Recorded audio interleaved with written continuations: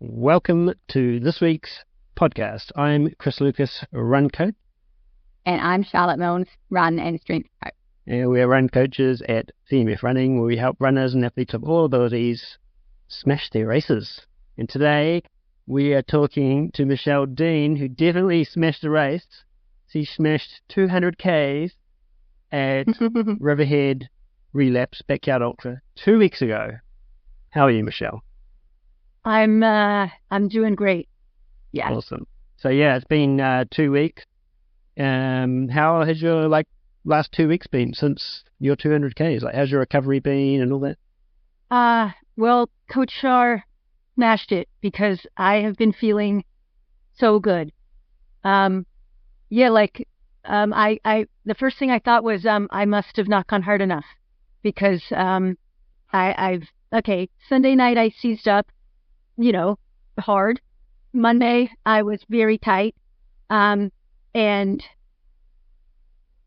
since Tuesday, I've been feeling amazing. Like I could bend, I could lift, I could squat, I could take my dog on walk. My legs didn't swell, my feet didn't swell.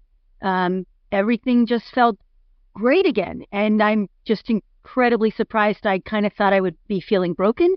So I was just like, I know her training was on point, and it's just the coolest feeling in the world.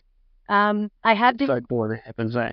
Mm. Oh my God, it's like I don't even think it could be possible. It feels so real, and I don't even like saying it out loud because you don't want to jinx yourself. But it's been so super cool. I have had other things that aren't achy painy things, but I was really really sleepy. Tired. My body was feeling physically tired, and I slept way longer than I've been sleeping in my normal life. I'd go to bed earlier, and I'd sleep in later, was needing an alarm clock for the last 10 days. And I've been incredibly hungry. I've slept more this last 2 weeks than I feel like I've eaten since January. I can't get enough food in my body.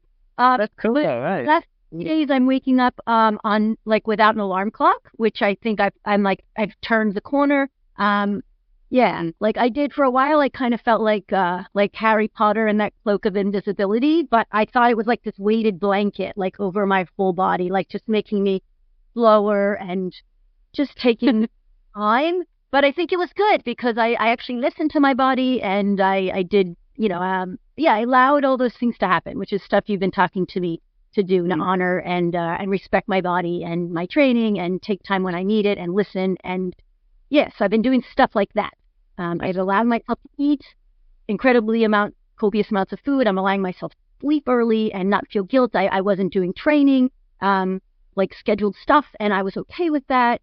I was I went hard. Now it's time to give back for a little bit. So that's so cool to hear that. Thank you so much, Shar. Thank you. Oh no, you're very welcome. You did do incredibly well over the training and not just with the physical of getting out and doing the runs, but all the stuff in your outside life. From decreasing your runs per week and really working on that rest and that recovery and all the outside factors that sort of can become more important than, almost more important than the running once you've, got the established base of running and you know how to run like someone like yourself. It's how to make it better for yourself, and it is kind of a harder thing to look at, right? As runners, we look at right, yeah. That's our mind tells us things. Like the runner's mind, it tells us things like, I've got to do more, or especially after a big thing like what you've done, the temptation is to oh man, I want to get back in. The head's like, oh, I don't want to lose fitness. I've got to get back into it. So it's, bit of learning. But I think this last block, this light bulb went off in my head, or maybe the last block kind of thing where I finally realized that recovery is just as important as training. That recovery is part of my training plan. It's one of the pillars. And before, even though you may have said it, it kind of hadn't sunk in yet. That nutrition and sleep and rest and stress levels and all that stuff is as important as running. And I used to think before you guys, like, I just used to have to run fast and run hard, and every run should either be longer or quicker than the one before. Or to do a race of a certain distance, I had to actually run that distance at race pace and to know I could do it. And I've been learning a lot, since then. And people have been telling me like things along the way, but it just, it's really been cemented. Like, I feel like I've just like woken up, and it's a nice feeling to be able to allow myself to do that stuff and then still know it's the right thing and not have guilt. I remember when I was tired one day, or I'd been struggling with something, and we were messaging back and forth about training, and I said, you know what, I didn't even train today. All I did is I took an Epsom salt bath, and that was big for me, not to do the training, to do something else. And I said, but the coolest thing is that I didn't even have any guilt, about not doing the training, because I knew it would serve me just as well or better than if I forced myself through that. Well, I wouldn't force myself. I love to train, but I would have realized I wouldn't have done my body well if I did that feeling like I had been feeling, because I was struggling. You like dig a deeper hole, eh? Like with that sort of stuff, you dig a deeper hole, and keep digging. And I've dug some holes in my past, and that was about to say. Smaller ones. So I was just about to say, I guess from learning these things that you're just spoken about has been based off some experience, right, that you've encountered in training the last couple of years. So if we wind the clock back to when Michele was injured, when was that? Well, I started training Michele. I think it must have been back in May, June last year. And you're at a standstill with your running. Quite injured. You were quite injured. After potentially doing a bit of overtraining, and then we really worked on your strength, your strength training. And I was like looking back at your training last week in that time, and it's pretty amazing. Like, it didn't take you long to get back to like running like regularly. I think it took like 4 to 6 weeks. And it's not like you were not running, but you were kind of doing like 3 to 5Ks, but you were gymming like 3 times a week, I think. And it was just it was the start of this whole like phase, right? Yeah. And added some new stuff and really started focusing on strength. And that was hard for me. Like, there's a lot of, like, I'm kind of bubbly and outgoing, and like of areas where I know people, but like confidence in other things isn't as massive. And I hadn't been to a gym since like university, like I've been to a gym to do like group classes and stuff, but not like to do strength work. And my gym's kind of a gym where you train alone, and so it was like that was really going out of my comfort zone to like lift things, and to get the confidence to do that. But then once I realized I knew how much I would gain from it. I knew how important strength training was, but it was good. It was great. Now it's something I totally look forward to, and I share that with people all the time, how important it is to make sure that they do this as part of their regular training to become a better runner long term. That was like a ground up rebuild, eh? Like, you go quite hard as an athlete, being like, and you're injured, or you go from the injured phase to like coming back phase where it's sort of niggle, but you're sort of the momentum starting to turn, and you're being told to like, we're only running 20 to 30 minutes at the moment. It's like quite hard, and it's like such humble beginnings, isn't it? Like it's I mean, I remember being grateful for all of it, like, but I was so scared. Like, I almost want to tear up now just thinking about it. Like, running gives me so much joy, and when I was injured, I became so fearful and like overthinking, like, what if I never can run again? What if I'll never get this gift back? Like, running gives me so much more than just running, right? The benefits of running, that social connection and pushing ourselves and seeing what we can achieve, and being out in nature and exploring and adventuring and growing. Like, it's just massive journey, and I'm so grateful for it. And I was so petrified that what if, like, we all want to get better when we get sick. No one knows why sometimes you may get something, but not everybody recovers, right? No, but not everyone does. And I was so worried that what if that was me? So, It was like, give me whatever it takes, and I'm gonna listen and do my best because I want to keep doing this for a really long time. It brings me so much joy. That's so cool. Yeah, very, very cool. And I think it's like thinking back, that it, as well as the start of, you've like been stripped back, right, from your running, and then like there's like the strength in terms of like as a runner, like looking outside running, strength is like sort of like the next thing, right? Like if you think about like strength training, then maybe food, and then maybe sleep, and then maybe like mindset.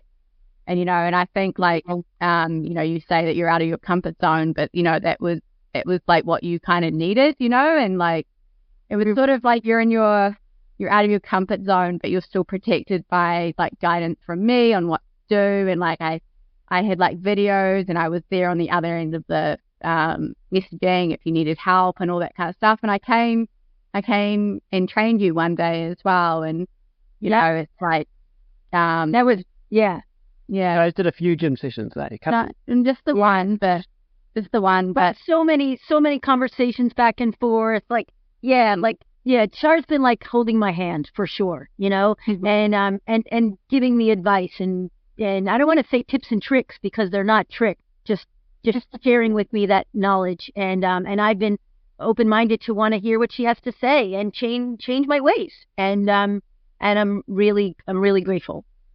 And that's like that's the key, right? Like that's what you have to, like, as the client, have to bring is like the key, the willingness to change, and there's aspects of what your training did that you, I don't know, as a result of maybe like starting to strength, that you went on your own what's the word, initiative and change. Like I think things around some of the stuff around your mindset and some of the sort of like personal aspects of your life, like that wasn't me. Like I'm here to help you with that, like support you, but it was like this point that I realized that you were kind of getting help with your outside sort of life, and that was you, it was you, you, and totally ball. I think running does that, and having a coach does that, right? Like when we're working together as a team, like you're guiding, you're giving input, and then I can implement that. And then, when a ball, it's like a big snowball, right? But a nice one, not like an avalanche thing.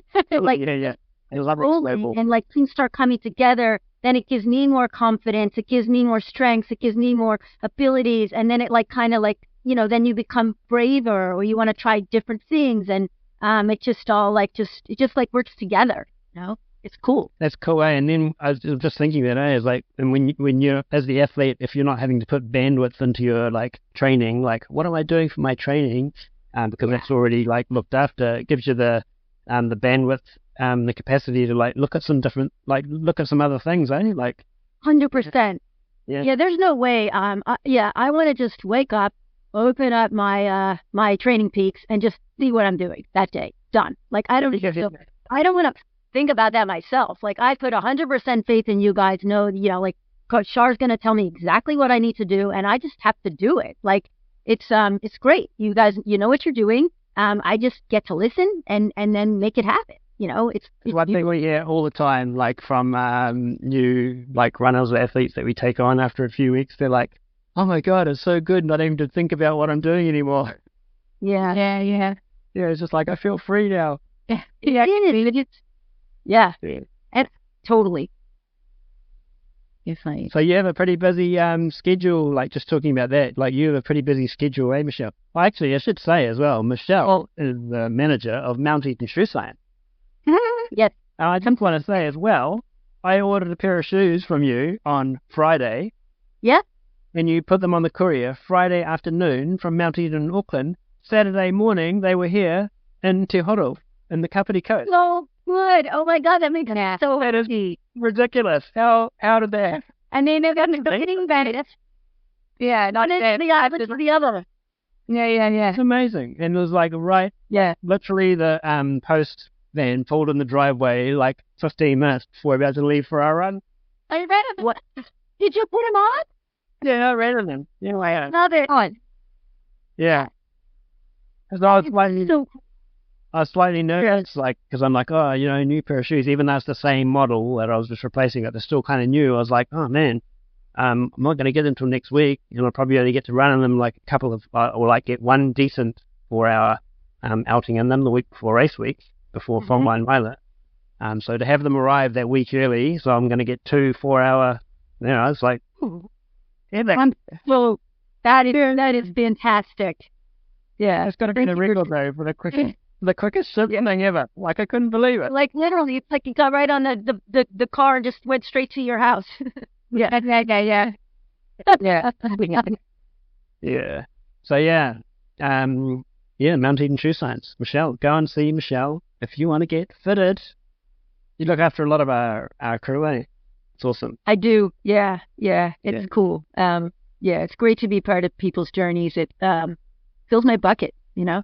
Yeah. I love it. And you have a real busy, so you're there full time and you have another job as well, and you have a couple of girls, kids. Yeah. Life is busy. Yeah. But it's like, I was chatting with a friend this morning after a run, and it's like, you know what? Like, I mean, some people may say like, oh, wow, you train, whatever you train, say 5 hours a week or 10 hours a week or whatever it is. Some people could look at that in a negative mindset and be like, that's ridiculous, or you put too much effort into that. That's extreme. Other people may be like, how in the world do you find the time? But then you're thinking, but what about so many people may sit and watch that much YouTube, or maybe sit and watch like just one TV show a day or 2 TV shows a day, right? At the end of the day, sit and chill. Like, that's easily an hour and a half of your time, right? So like, yeah, my life is crazy busy, but we all have that same amount of minutes, and sitting and scrolling takes up as much time as getting out there and running. So it's like, where am I choosing to put my time? Where is it going to serve me best? And sure, I like to scroll, but it doesn't give me that joy that, and I'm not saying I don't do it, because I know you remind me. You know, it's just like, I need to do the stuff that feeds me and feeds my soul, and getting out there and doing those runs or those training, that's what like gives me my long-term happiness, right? So like, and I used to have guilt for that. I used to not train like I do now, like before I met you guys. Like, I would not do the things because I was like, oh, I'm not being a good mom, or you need to give back more, you know, to your family. Not saying that's a bad thing, but you also have to realize you have to give back to yourself, and self-care is not selfish. Whatever that is, if that's you getting your nails done, if that's you doing YouTube, if that's you chilling out and reading a book, like, just do something for you that makes you happy, and so that you can be a better person in general for your life. And so I started doing that a couple of years ago, and feel like it's really benefited me. Like, I finally I allowed that in my life, you know. And you're really inspiring. Like, it's inspiring. I'm inspired by you, Michele. Like, all about what you just said, you know, and it's so cool, like, to hear it, you know. Yeah. I don't know how many times I've messaged you or you've been messaging at like 9 o'clock at night, and you're like, yeah, I'm just getting home. I worked today, then I did my other job, and now I'm just getting home. I'm just going to go and walk the dog, and then I've got to have dinner. Yep. See my girl. Pretty common night, yeah. Like 9 p.m. Yeah. You clearly don't put much thinking into, you know, oh, what should I do now? You know, like, you just get on with the next right thing to do. There's not any extra minutes. Yeah, it's just bing, bing, bing, bing, bing. Yeah, but I know life is really busy, but I also know, like, you know, like, that's not forever. And I'm just, it's just like, I'm just so grateful. Like, I think there was a sign on my gymnasium wall in elementary school, and it was something like, let it not be said that his mind was willing, but his body wasn't. And it was just like painted on the big brick wall. And I realized, like, it really impacted me. Like, it's just like, I'm just so grateful. Like, I'm so grateful for the ability to move. Like, I don't ever take a training session for granted. Like, that's just, it's a gift. So, it's, so cool. Yeah, I'm super busy, but it's okay. Like, I get to do this. I get to do these things. And some people don't. Not everybody gets to do that. So it's I don't look at it like a bad thing being so busy. I'm grateful that I can. I'm grateful that my body is capable, and I'm grateful that my mind is on board with. Yeah. Mental side is huge, eh? Like, yeah, I've said it before. Like, the mental side has been huge for me, and like, getting over my like prior autoimmune, illnesses and that, and getting back to running. Like, it's been a huge thing for me. I think the mental side, my mindset, was like the final piece in the puzzle, and me like getting better. Because I had times where I was like trying to get over, like get better and stuff, and I was like eating like amazingly clean and like doing all these things to help myself, and just following all these protocols. But my mindset still wasn't right. And I was still stuck and still unwell. And it wasn't until I like pulled in the mindset part of it that like things really started to change. So I can relate completely to like what you're saying. Yeah, when we shared with me on that training run in Rotorua a couple months back. I remember that Golden Nugget run with all the nuggets hearing up. And I remember you saying that you were talking about making sure you say kind things to yourself, making sure you reinforce the positive. And it was just like something like, say I'm clumsy or goofy or forgetful or whatever. So instead of just saying that, like that I'm always clumsy or I'm always goofy, I'm always forgetful, it'd be like, no, like I'm working through this. And so if I remind myself that it's not just who I am now, like that I'm working towards being somebody else, like that's telling me like that gives me like hope and gets me out of that place and moves me to like the potential of, and then once you can see that, then it does it changes your belief in yourself. So like that was golden. Yeah, that was really awesome. Yeah, that was golden nugget. Yeah, totally. We had a lot of those. Hey team, sorry for the interruption. Yeah, we had a bit of a tough time recording this podcast, just where we are at the moment, internet, bandwidth, all that kind of good stuff. So we've just sort of lost this little part of the conversation.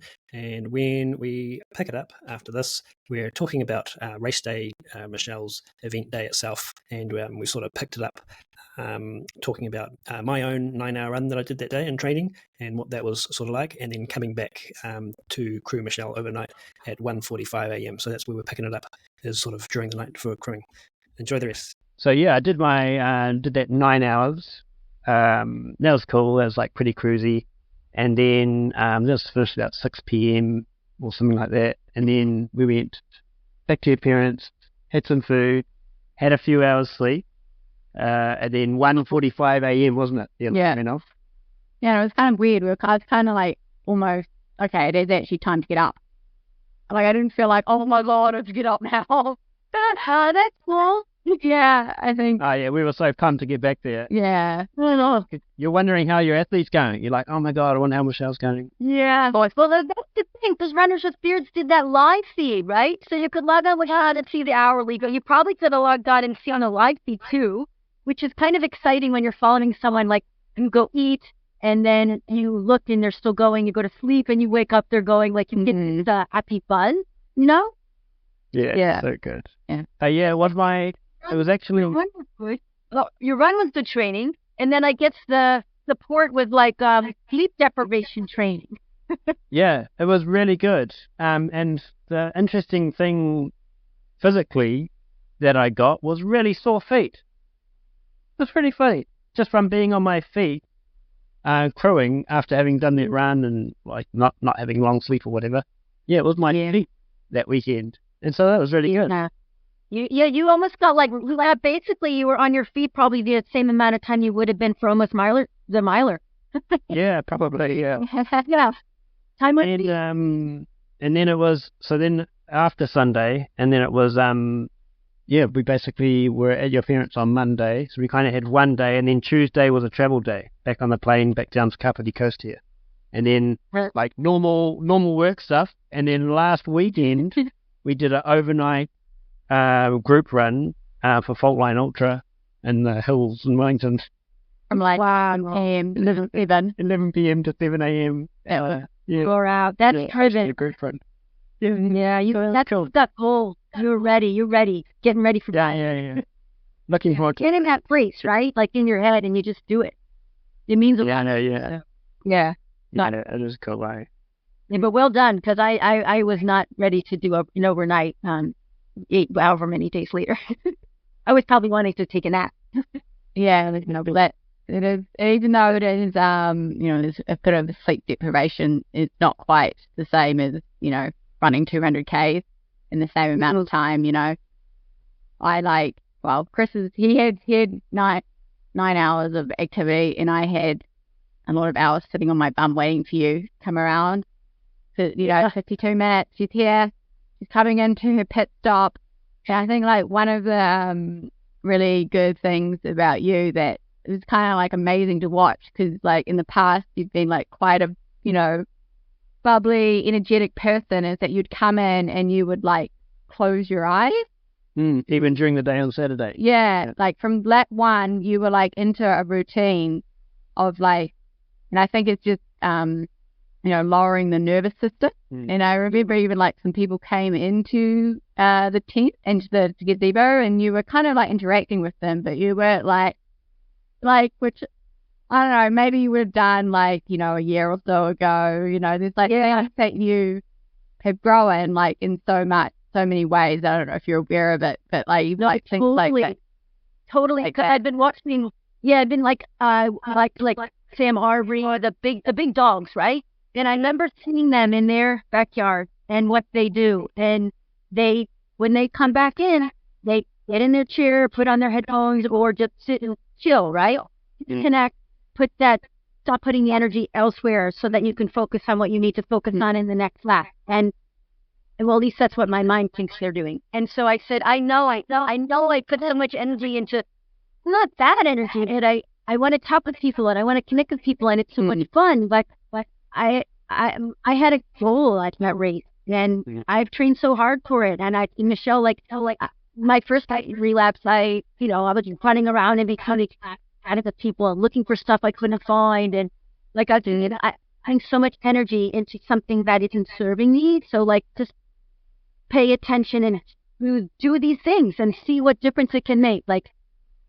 I'd be so happy to make my goal, and if I didn't make that goal and I was so busy chatting with people, I would regret that. I need to know that I did my best. I tried all the things that I thought that I should do, and I think it was important to just be able to just rest in that time frame. And yeah, it was very deliberate. I was hard for me, but I knew that it was needed in order to do what I wanted to do. Yeah, for sure. You guys saw their night of it, right? I remember they would rap. You and Sarah and Mari, they just Michele, shut up. Talk them. That's what I want to talk. So I needed those reminders. Especially the during the night ones, eh? Yeah. The during the night laps is that little bit of rest is quite important, especially as it gets towards that sort of 3 to 5 a.m. where it's the wee hours.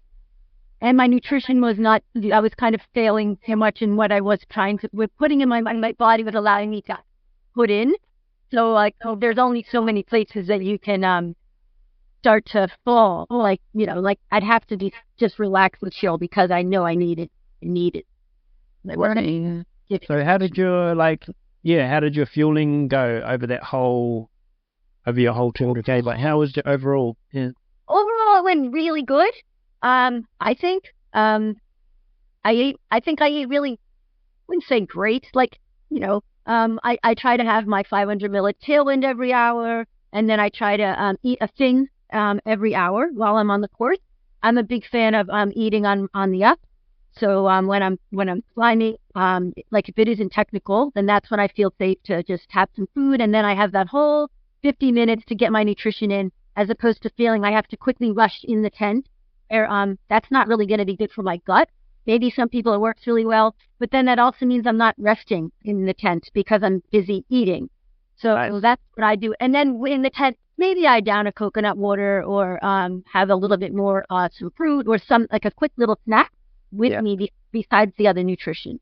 So I think it went really good most hours, but I think sometime in the night, because I think my very longest relapse thing was 18 hours before DNF. And I ran longer than that.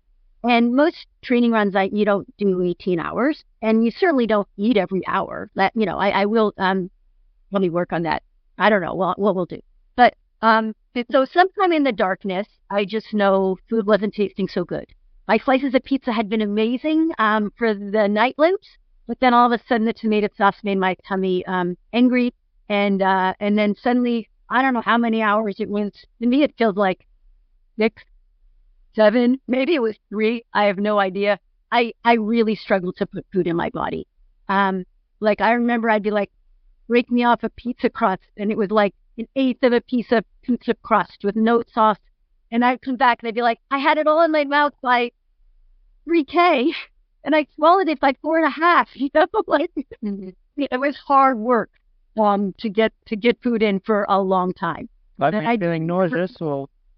Oh, I was feeling nauseous. Yeah. That was trying to come up, but there wasn't really anything to come up. And I'd had like, that muscle rub that I'd been putting on my legs, in my hands, so you can't even try to make yourself puke.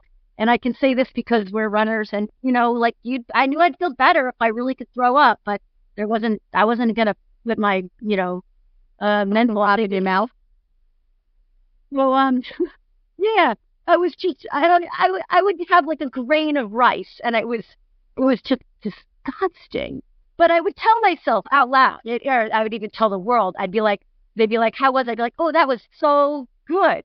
So I was telling positive things in my brain and out loud because I wouldn't want to reinforce the negative. But I wasn't ignoring the fact I truly was struggling. I couldn't even eat like one potato in a lap, But then that miso soup arrived at in the morning, and that was just liquid gold. So miso soup with a bit of noodles in there. Right? That did the trick, didn't it, for a bit? That did the trick, yeah. That was great.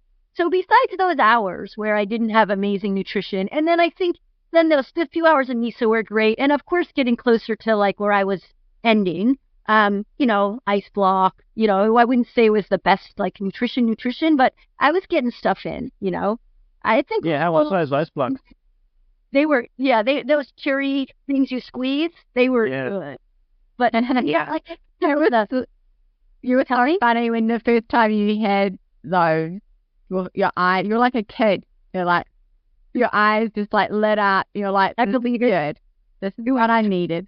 Yeah, because you're lying back on the chair. All over my face. I was just so happy to have. Oh, yeah. You're lying back on the chair, like sort of half conscious.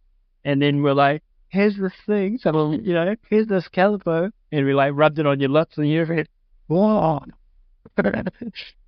yeah, let's go. Find your eyes like when from the sleepy to woo, no. God, I'm not again. Just like a lipo. And it's really another one the next hour, and I was just as excited for it. Yeah. Nice. Yeah, totally. But I think that was my longest run by 12 hours. So considering that, I think it did well, right? Like, like it was okay. There's things I can improve on, but that we did well. We did really well. Yeah. Yeah. What sort of learnings did you take from that? And I guess what sort of learnings did you take from the whole thing? Like in terms of like your kit or your setup or like fueling, like what sort of learnings? Obviously, you don't have to give it all away. Yeah. I already had 1 million choices, but I think I needed 1,020,000. When the stomach failed, I think I needed some other options. Now I have some better ideas of things I'm going to try. That was a big learning. And I think I had lots of bins with my stuff, but because I arrived so late, I never got a chance to like organize them. So that when I wanted to like tell you guys where to search for something, it was kind of like disarray, and we never had a chance to chat about it because I was so late. So I think just making sure I arrived with enough time to actually set up my personal stuff in a place that's really convenient and makes sense in my brain and your brain. And then also charging my watch. The watch ran out, eh? I tried, and hour 29. And it never dawned on me. I mean, it did dawn on me when I was setting up. I brought backup chargers. I brought all the boxes of electronic stuff, but I didn't think to charge the watch every lap. And I probably shouldn't charge the watch every now and then. I think I'll do that next time. Yeah, so those are some things I learned. Yeah, that's cool. But your setup was awesome, by the way. Like because we stowed up middle of the night to crew, and not knowing where anything was, we just kind of like, as you're out on your first lap of us taking over from Matt, we just kind of like, I just went through like your stuff. I just like went rifling through your stuff, and I'm like, oh, what's in here? And then I was like, oh, cool, she's got this.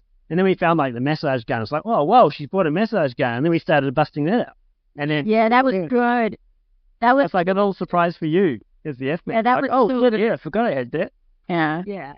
I felt so spoiled.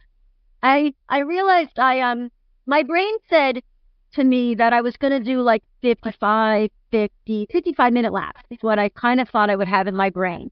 But then I think I tried one or two, or I don't know. I tried some. But then I realized it was like actually stressing me out. That I actually forgot that care I was getting, that connection with you guys, the care back into my body, like with the gun or the thing over my face or ice on my face, whatever it was. Like that to me was worth those extra couple minutes. And I didn't feel like those extra couple minutes were like taking a toll on my body. But I really appreciated those extra minutes it gave me to chill in my chair. So that was I think I would be the same. Yeah, I thought that around that sort of 52, 53 minute per lap loop is pretty good for probably like what you just outlined there. It's you're not entirely resting, but you're getting a little bit of rest in you, and I think that you just like resetting. I think that was something that you kind of did every loop. It's like you reset and you like, and it's interesting about your food, and it's like your mentality over your food like was incredible. Like you're telling yourself that this is good for you, this Coke is good for me, this watermelon's good for me, everything is good for you, like and you had like the ritual with the ice on your face, and you're like, tell me to have fun every loop. Like that's good. I think all that stuff is like was just really good, like good things that you did that sort of made the icing on the cake, when you got into those hours that, even, past the mile or past the 180, it's like, oh my God, like, like this is far, this is really far, and and I think it was far. And I didn't plan on those things like with the ice on. But I do remember one stage you talked to me about like a week before about how there was something to do ice on your ice when you wake up. Like it was like an occasional thing. Like if you start feeling tired, and then it kind of dawned on me, like, why not just do that every lap as a reset? And so, kind of like a nice. So I was happy that I was open-minded to try that, because I think that really made a difference. In like, it was kind of like became my like I see that worked for me to kind of be like, okay, do this, get ready, go. It's kind of like, how you have like a shower sometimes, like just to recharge. It's hard, but it's giving you amazing benefit. So like that's the kind of stuff of like, just do it. It's going to help you in the long run. The mental cue. I think also there's a lot of like nervous system. Yeah, and then I just loved that whole thing with the house fun. And I remember one lap, I think we didn't say it, or I was like probably busy talking or something, and then I was like, wait, let's say have fun. Like I felt like a small child. I know. And then we did it, and then because that's what it is. Every ladder is fun, right? Well, you want. Yeah. It's like even like this is fun when I'm like really battling. It's like the type 2 kind of fun. This will be fun when this, because everything passes. And this is part of it. This is fun. It's just not like the ha kind of fun. Yeah. The level of the degree of smiley definitely changed, like those ladder hours for sure, but I chose to be there, like that. I asked for it. I wanted that. So I was like, it's all just part of the journey and making me stronger, hopefully, and just having a blast, It's great. So did you know, like, so when we got to 9 a.m. on Sunday morning, 24 hours, that's 100-mile mark, did you actually know, like, that you ticked over the 100 miles or that kind of thing? I knew back, I didn't know running it, and I knew at one stage, I was like, it's kind of be coming up, but I couldn't figure out, is it 9, like the lap that starts at 9, no, 160, or is it the one that finishes at 9? So I truly had no clue, and I was like, they'll tell me when I get there. And then when I got back in my chair, like when like we said, like that was 100 miles, Nice. So, we made a point. We made a point of like not celebrating it too much because as you were out on that lap, because we just knew you had more in you, and we were kind of like, we said amongst ourselves, we're like, let's not make too much of a big deal out of this 100-mile thing because we know you wanted the miler. But like I kind of said to you earlier in that week of race week, I think there's more in there. There's a bit in there. Yeah. And so we all sort of made a point of not like mentioning it or blowing it up too much. Because then sometimes like mentally as the athlete, we can be like, oh, cool, I did that, and then that can change like our whole mindset. Yeah. I think that was really good of you guys to do it that way, because I think it's true. Like if you tell yourself I'm just going to do this amount, then you start to tire out before that because you're finishing. Yeah. And we didn't what, like you go to that. Well, some people, everyone goes for different reasons, but it's like, I want to see what I can do. Right. And not, I don't want to, not because I reached a certain number. I want to just keep going.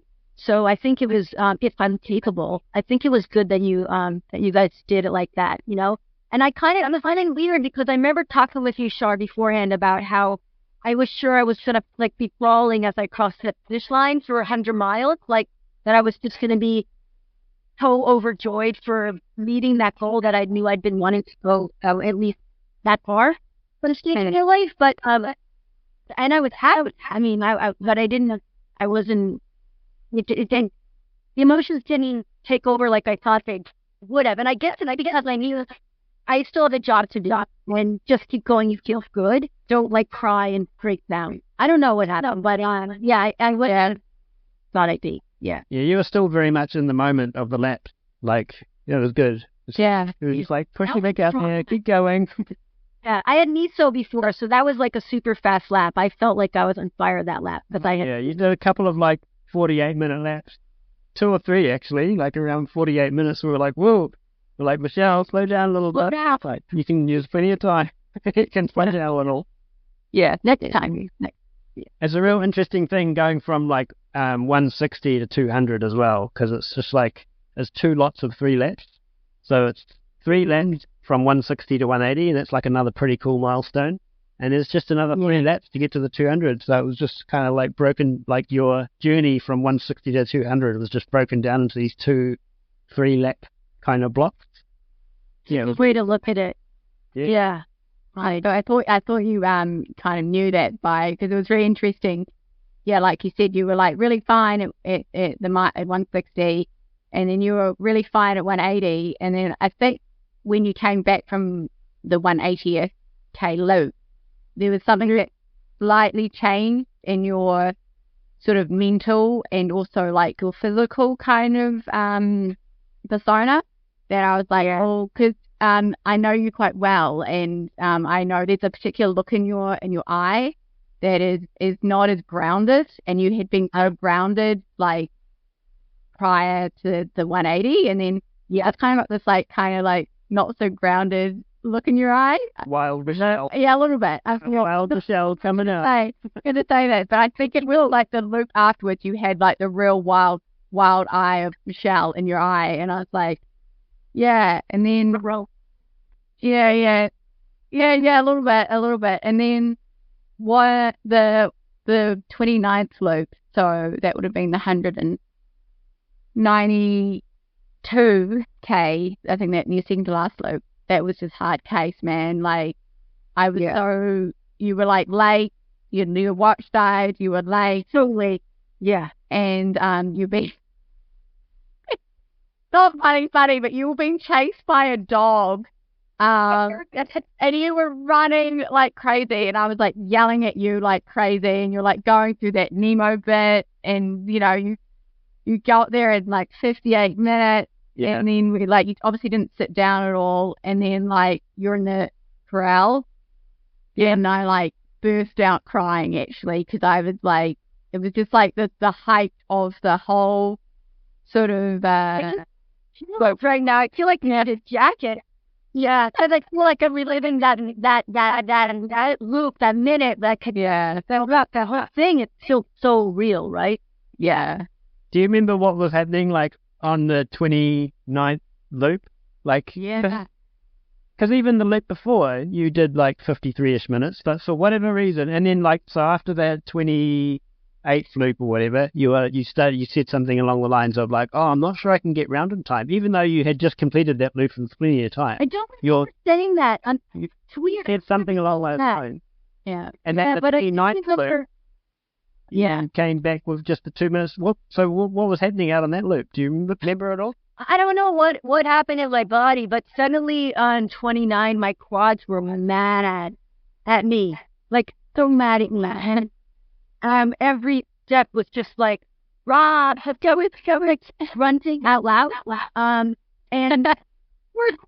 But down to hell, and it was making me really, really slow. And originally I got to like that corner where you turn on the gravel road. Like, I had a couple landmarks. I got there at the right time, but I knew how powerful it was to get there. And I was thinking, I don't know if I'm going to make it up in time. And then I got to the next corner, and I actually was saying to the people at the corner I used to see you at, and I was just like, I don't think I'm going to get this lap in time, which is like such a wrong mindset. But I think I was being honest with myself and how I was feeling, and I suddenly felt way crap than I felt any other lap. I'd been feeling amazing, I think, until maybe not amazing, but I'd been feeling good. But then it just, then I knew, I did like my favorite part of the hard course, right? I loved that little fairy tale, but suddenly I remember saying, this would be the perfect course if Nemo wasn't on it. Didn't you just kind of go down that hill and then come straight home? It is. Quickly, but that got it down to Nemo, and when your quads are pissed off, that was like hell. Yeah. And I think I was walking like there was like stick up my ass, like really slow, pick a little step. And my watch died as well that lap, and I wasn't at the pack, so I had no idea like of how far The retractive time and everything. Yeah. time. The watch died like before that that corner that I used to see you at, so like 2K, 1.5K or something. And so then I was worried, and then because I knew I was twirling in my time, I could just feel I was walking. Normally I have this plan where I tell myself 20 steps is the most I'll allow myself to walk before I see if I can run again. Like, is it in my head, or is my body physically going to struggle with my heart rate? Is it not smart? And then, or sometimes I'd say 10 steps. But in this case, like, I really wanted to maximize all the way to 20 because I knew how hard it was for me. And then I was like, then I was just happy walking, like way longer than I would just keep walking. So then I remember seeing this lady in a forest with the dog. You could dream, right? And she's like, 10 minutes. And I was like, yeah, I know. I don't think I'm going to get back in time. That's not like me. Like, I mean, I'm going to be, oh my God, hey. And then I'm like, she's like, you've got time. And I'm like, I'm going as fast as I possibly can. Yeah, walking. I'm going as fast as I can walking. No, like I'm under for now. I'm so hard. And then later, she said again, I think she said, you have 8 minutes. And suddenly I realized, like, I'm almost at that final down in Nemo, and then it's just that up, and then Scott's Bridge, and then it's like basically up and flat the rest of the way. And suddenly, like, the hope happened in my brain where I was like, I can do this. I can get back from that bridge in 7 minutes. I know I can do that. And so I just like turned it on and like raced for my life. But I didn't know they were running behind me. I didn't even know that. I had no idea where like the last time I saw them. And I did see someone screenshotting me a story. I think it said Michele outruns dog. And I didn't for the gun, like the 3 minute or anything, but I knew I was gonna be. It was literally like running for my life. I have goosebumps now. You look like you were. Feel like that was just part of like the build up of like emotion. Was like you look like you're running from like this monster, basically. So I I got tunnels in my face. I looked so stressed and pain. Like, yeah, normally I'm smiling when I'm running. That was just like, grimacing, probably lines everywhere, so focused and driven. Yeah, and then I remember running down that straightaway where there's people, and I remember you guys going, "You've got this," but I still was like so scared that I wasn't gonna get across that line in time. And I just thought when I got back in after that, I was thinking like, I know how hard that was to make it back in time. How do I physically have it in me to do another one? And then I remember that's when you guys were like, "This is 200." Like, you just got to do one more. Yeah, like you know how badly you want this. And I was just like, yes. And so I was like, all right, I'll go. But I didn't think I didn't think I would finish it on time. I was like, I'm gonna get out there and get it done. I'll get this lap done. But I thought I was gonna DN. And I would have it like on Strava. Like I knew in my brain I ran that or I completed that distance, but I didn't think I been time number 30. But those legends, they were like so good to me. And I remember I started walking on stage and they were just like, "Michele, shuffle along. Michele, keep up. Michele, stay in the pack. Michele, you've got this. Like, stay with the group. You know, we'll shuffle with you." And I just remember being like, even in my angry delirium, where I still was grunting out loud, they must have thought I was just a maniac. I was like, "No, don't you guys go. I don't want you to time out," because I know I was so much slower than what they had been consistently doing. And they're gonna keep going. And they were like, "No, it's okay. We can do this." And I was so touched. Like I was. Yeah, it was amazing. That people treated me like little me, regular runner me, like that they wanted to carry me and support me in like that part of the journey, right? It was and I finished the lap in time, like heaps of time. You had 7 minutes with Beardy, master. Go to that net here. You're single back, you're legs up, closing your eyes, drinking your cup out water with ice all over you. Yeah. All over it. I remember on the 30th lap hearing like this clunk, clunk, crinkle, crinkle, and I looked down and there was literally all these lumps in my bra. There wasn't even ice in my bra, but I never even knew any of that in my like focus. Oh, and it was funny. This funny point where when Sarah did that, and you were taking them out of your bra, and you're like, iceberg, and I'm like, "Oh God." Yeah. Like so funny. That's a good thing. It's not 100. Good thing it's been 200. Yeah. I was always worried. Sarah's like one of the most like special like things that I know we've been a part of, like in our 4 years of coaching, like others, like this weekend was one of the most special things that we've ever been a part of, eh? Yeah. Like being there with you and like seeing that and like having had worked with you for the last couple of years, and it was just so cool. It was amazing. Yeah, it really was. I agree. I'm so grateful that we did it together, right? It was like indescribable. Like you never can I don't think it'll ever really come across in words just how special it was, how memorable it was, how much that means to me as a human, you know, an athlete of yours, like a friend, like it was yeah. I'm so cool. Grateful for where you guys have helped me along in my journey. Yeah. You too. Grateful for you too, Michele. Yeah. And congratulations, you 200K legend. Thank you. It's so cool. So well deserved, Jay. So well deserved. Like, yeah. It really is. It really is well deserved. You know, like we've talked about, you got there not just by running, but changing a lot of things in your life. And that's just what makes this whole race circumstance more special. You know, you've grown as a person, you know. Yeah. Great humans make great athletes. You know? Yeah. We're a good team. We're a good team. Yeah, thanks. I'll never forget like that those last couple of laps, it was amazing. And the celebrations at the end, you're like a little crowd favorite. So cool. You're like all the supporters. You must have got you got a lot of messages and whatnot afterwards the week after. I did, yeah. Like people even coming in the tent, like on the day, which was really touching. Just saying nice things about me as a human, like they liked my energy or my positivity, and that kind of that's stuff that like really feeds me. Like I don't think I work hard to be a good person. I feel like I like to be out there, and I sometimes feel like I'm a bit much, like I'm American and kind of loud and enthusiastic, and I kind of overthink how people perceive that, but I'm still doing me, even though sometimes I see other people may interpret it maybe in a way I don't want them to.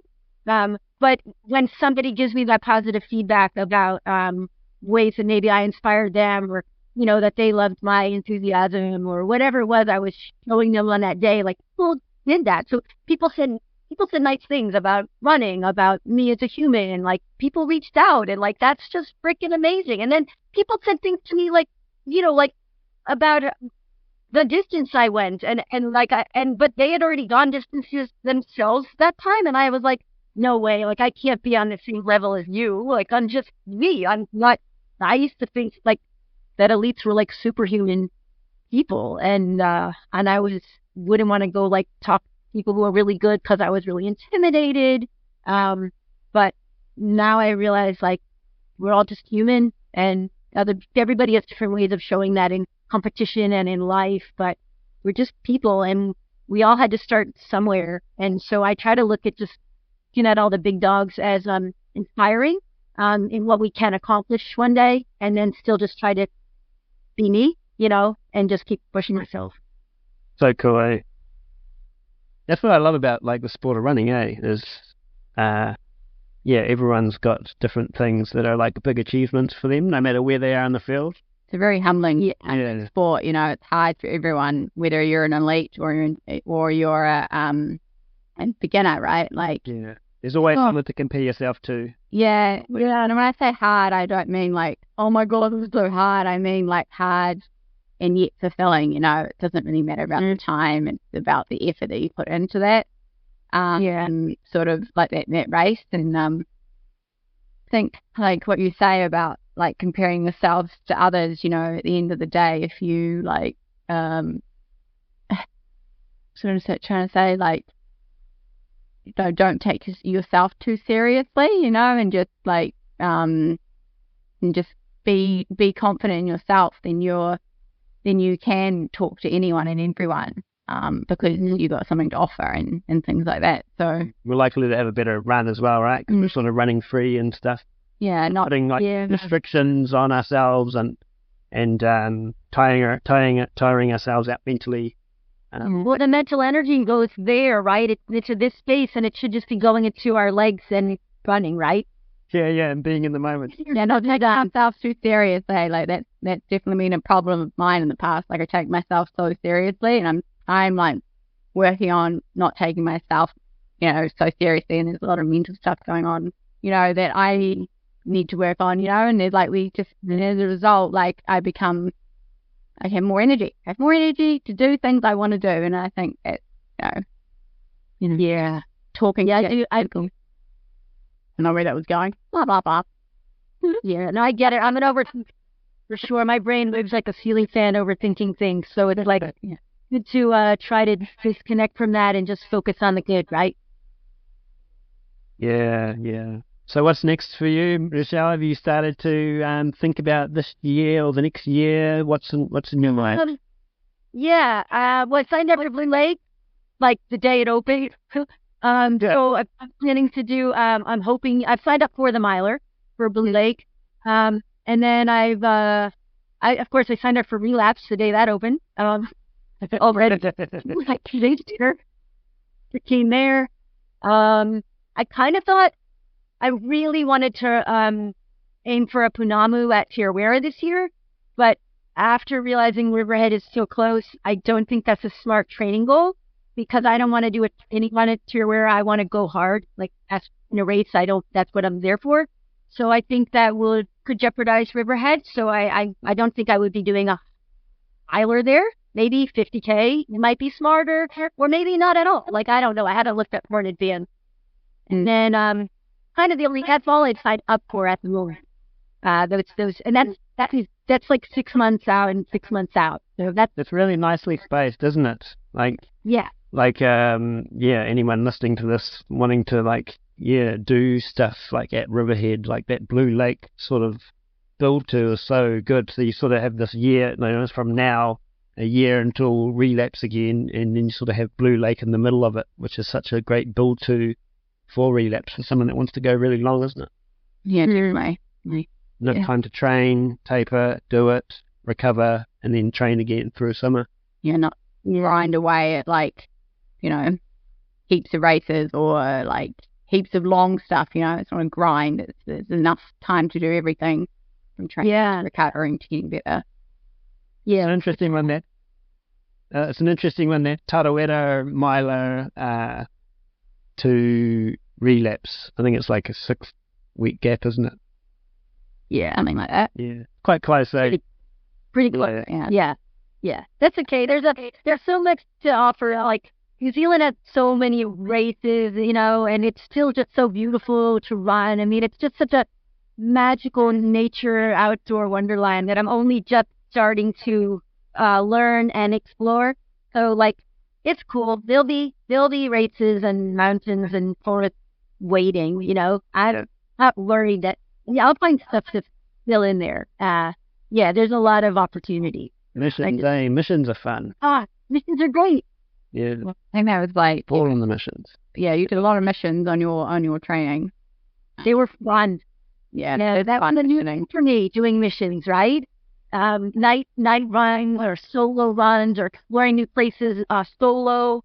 That was like so going out of my comfort zone, but it was great. And I realize now the benefit that all that gave me in so many directions. So I can't wait to do more of that stuff, Yeah, awesome. Good. Yeah, we can. Looking forward to the next year. It's like a new phase.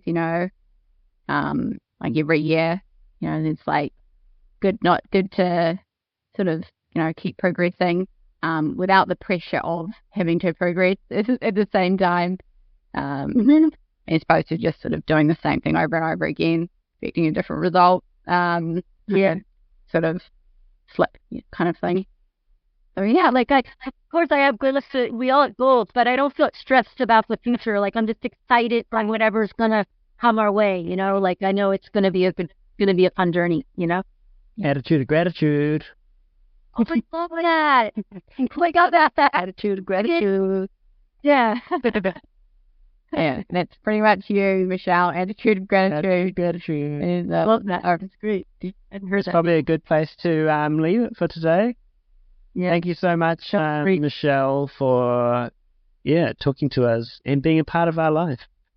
Oh, so thank you guys too. It's so great that we get to share this journey with you. Me too. Thanks, you guys. Cool. And so if you're watching this or listening to this and you want help with your running, being coached to your next event, any surface, any distance, get in touch with us. CMFRunning.nz is our website. You can find all our socials from there. At NZ Nomad Runner on Instagram. At Trail Girl Charlotte on Instagram for me. And on YouTube. Same. And Michele, what if someone wants to find you on Instagram? Oh, they would find me at, I have to look it up. It's Shelly too, but there's like hyphens and underscores and stuff. So, okay. Look up Michele Dean or Shelly Sue, and you'll find. Yeah, _Shelly_Sue is where I am on Instagram. Didn't it? Yeah. Put the links below, maybe. Yeah, we'll share it below too. Perfect.